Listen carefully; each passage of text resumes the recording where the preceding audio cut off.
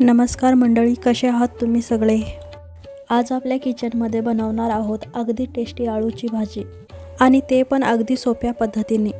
चला तर मग पहिल्यांदा पाहूया आपल्याला काय काय लागणार आहे. आळूची पानं पाण्यात स्वच्छ धुवून बारीक चिरून घेतली आहेत. इथे पाहू शकता.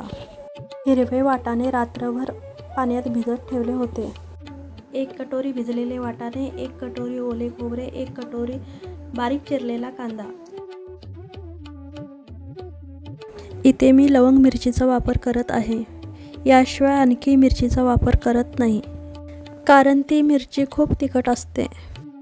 या भाजीमध्ये जरा लसूणचा वापर जास्तच केला जातो. आळूच्या भाजीत काय ना काय आंबट टाकलेच पाहिजे, नाहीतर घसा खाजवतो. त्यासाठी मी इथं कोकमचा वापर केला आहे. मिक्सरच्या भांड्यात ओले खोबरे, अर्धा चमच हळद, 1 चमच गरम मसाला आणि पाणी टाकून बारीक वाटून घेते.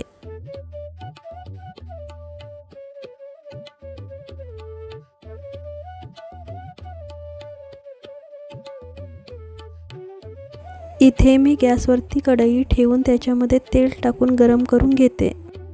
गरम तेलात मोहरी, ठेचलेली लसूण आणि बारीक चिरलेला कांदा टाकून तळून घेऊ. भिजवून घेतलेले वाटाणे फोडणीत टाकून शिजवून घेऊ आणि मग झाकण ठेवून वाफेवर शिजवून घेते.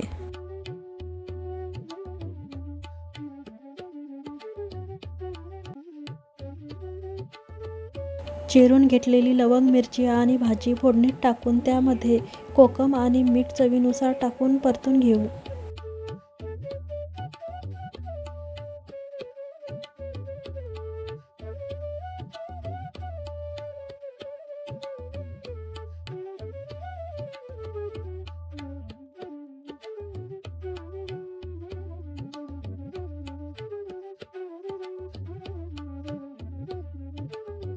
भाजी छान अशी परतून घेऊन झाकण ठेवून वाफेवर शिजवून घेऊ. परत झाकण उघडून परतून घेऊ, नाहीतर तळाला लागायची शक्यता असते.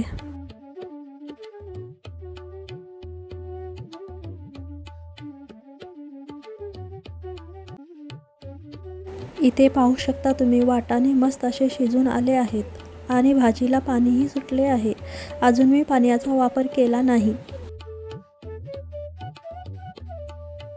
भाजी शिजून आली की त्यामध्ये वाटून घेतलेला मसाला आणि पाणी टाकून घेऊ.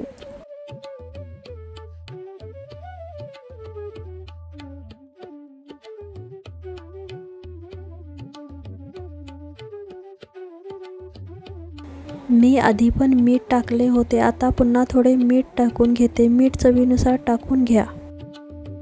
आता इथे मी अर्धा चमच साखर टाकून घेते.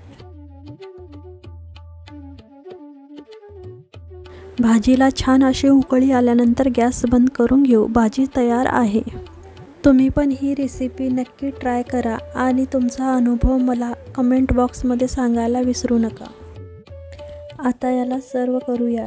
इथे आपली टेस्टी भाजी तयार आहे. चला तर मग चॅनलला सबस्क्राईब करा आणि व्हिडिओला लाईक, शेअर करायला विसरू नका. पुन्हा भेटूया एका नवीन रेसिपीसोबत. तोपर्यंत धन्यवाद आणि काळजी घ्या.